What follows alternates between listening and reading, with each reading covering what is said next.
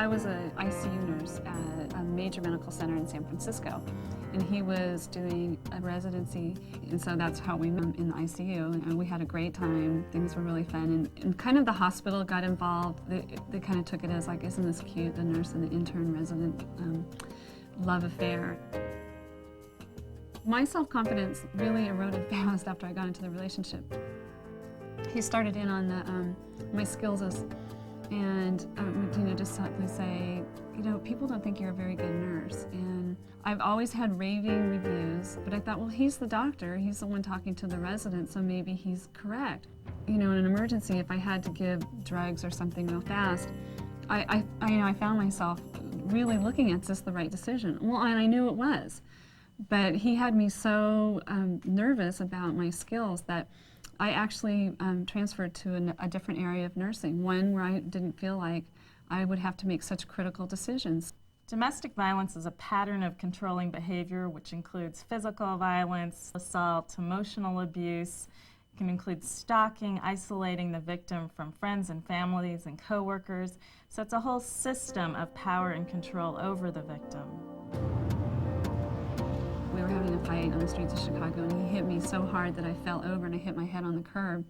And what was in that? There must have been 50, 60 people that saw it, and no one said a word. Everybody just walked away. He would come in the middle of the night and threaten me, or slap me, or hold me down, pin me down, and say, I'm going to kill you. And that left me in such terror and anxiety that I would the rest of the night.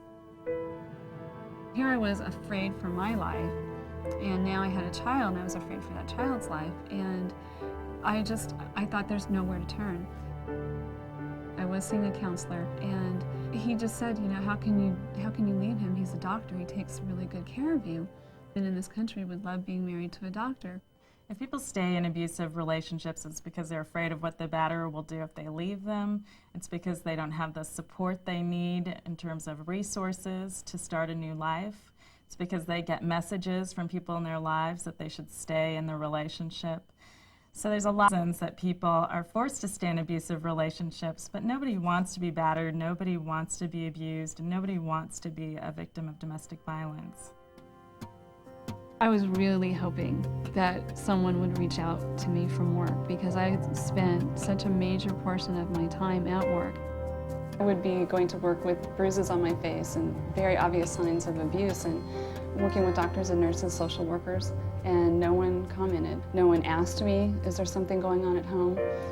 And it was really frustrating because I did want someone to ask very badly. If you think somebody that you work with is in an abusive relationship, you should reach out to them. Say, look, I'm concerned about you. There's resources available to help you. Refer them to an employee assistance program or to the National Domestic Violence Hotline. It's not hard because your role really isn't to be an expert on domestic violence. Your role is to refer them to somebody. Once I had left, the professor of this department came to me and said, I was going to make you the head nurse of the unit.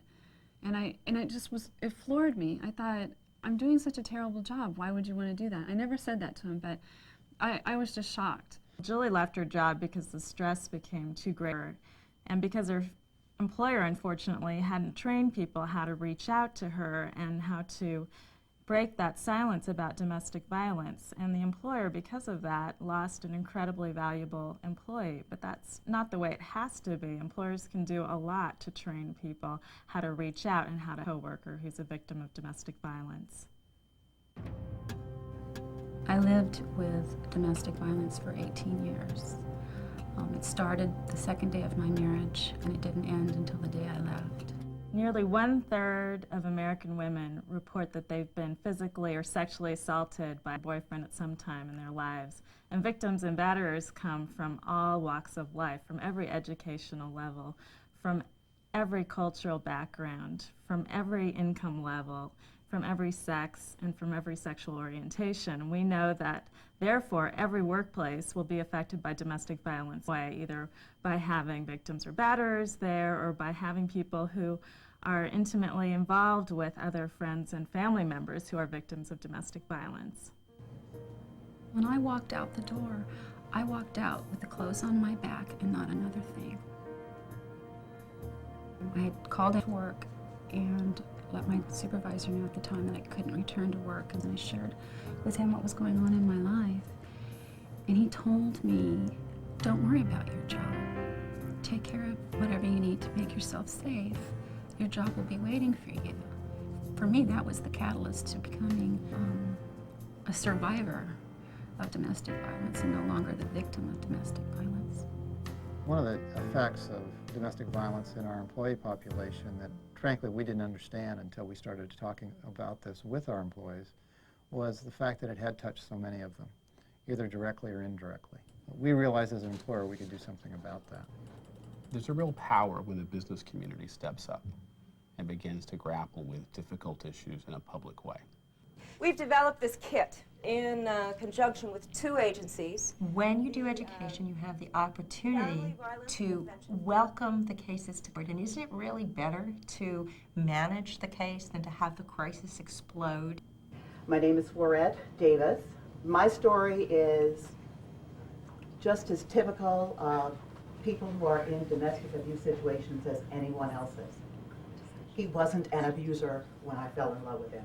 Whenever possible, our trainings are delivered by somebody who understands the business side, coupled with somebody who really deeply understands the counseling side and the emotional side of domestic violence. It started with isolating me from my friends. I don't know why you pay attention to them.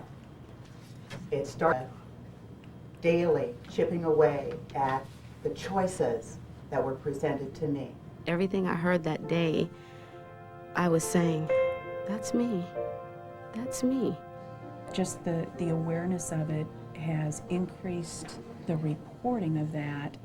So instead of just having the quality of their work deteriorate and nobody quite knows what's going on, now we have a chance to talk about it. Blue Shield allows flex time, meaning if somebody needs to alter when they're coming to work, they can do that with us. We offer leaves of absences, so there's a lot of flexibility there.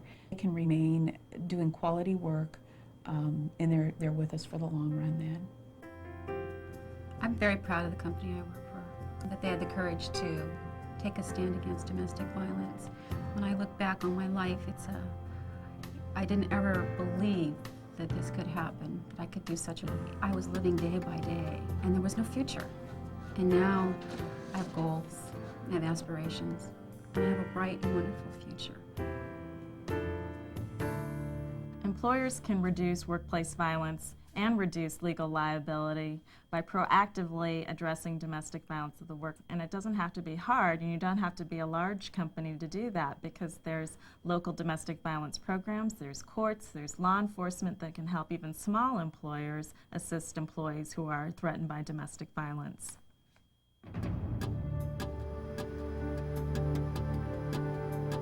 When at Dennis, he was my best friend. We went everywhere together. We never argued. If there was a little itty-bitty disagreement, we never raised our voices. We would wait a couple days and then talk about it. I mean, we were just very compatible. I think the first thing that happened that indicated that there was a problem was when we had an argument and my children were there, and he started putting holes in my walls. He started screaming and calling me names. He called my children names. And I wanted to let the relationship go. And I was perfectly happy to let it go, but at that point, he was not ready to let me go.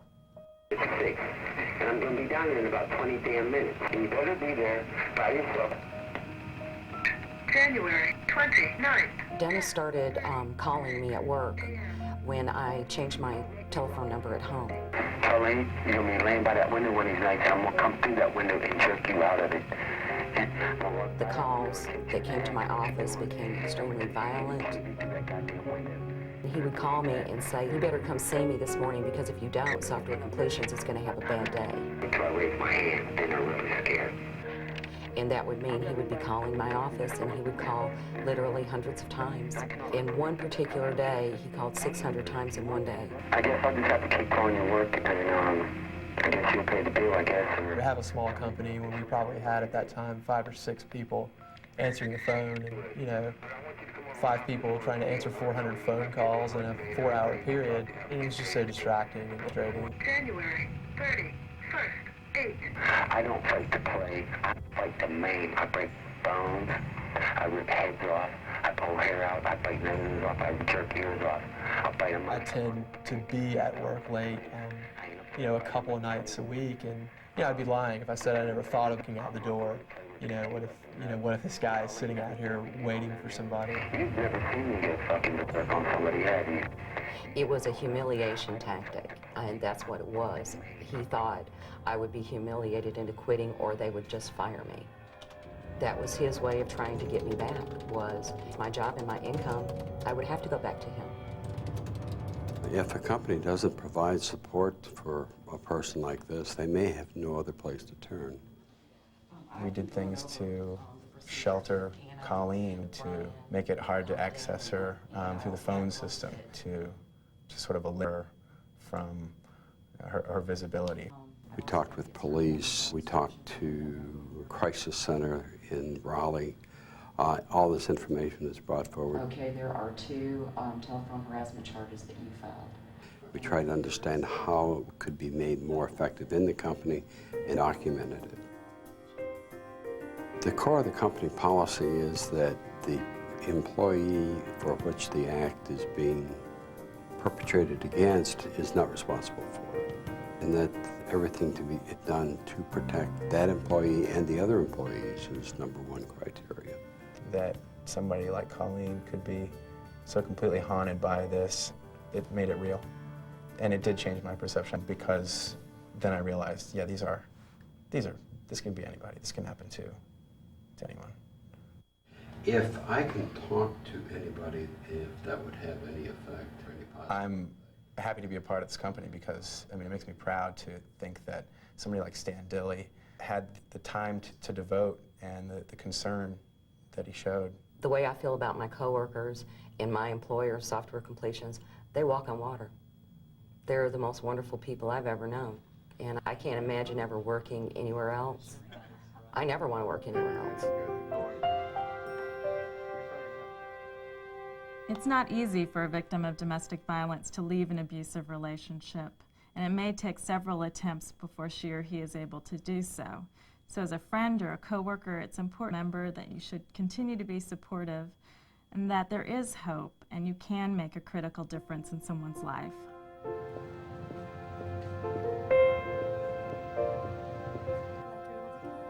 When I really did some deep soul searching about how did this happen to me and turn this into a positive situation, I realized I think it's because of lack of education. And so I thought, what a better way to go ahead and take this situation and turn it into something positive. What they usually want to do is talk, and they want someone to listen, and they want someone to believe them. Actually, what I'm doing is teaching nursing students. So that just became my goal and my focus. If you suspect someone, there's 2 options: that they go to the Women's Center and seek out a counselor, or if they're in immediate danger, they go to the shelter with the kids. You're really hungry. If you had asked me 5 years ago if I felt this good today, I would say crazy. I mean, here I was calling suicide hotlines. I was totally hopeless and just in despair. And now it's not easy being a single mom, but it's certainly a lot better than the situation that I was living under. And I'd say we're doing really, really well.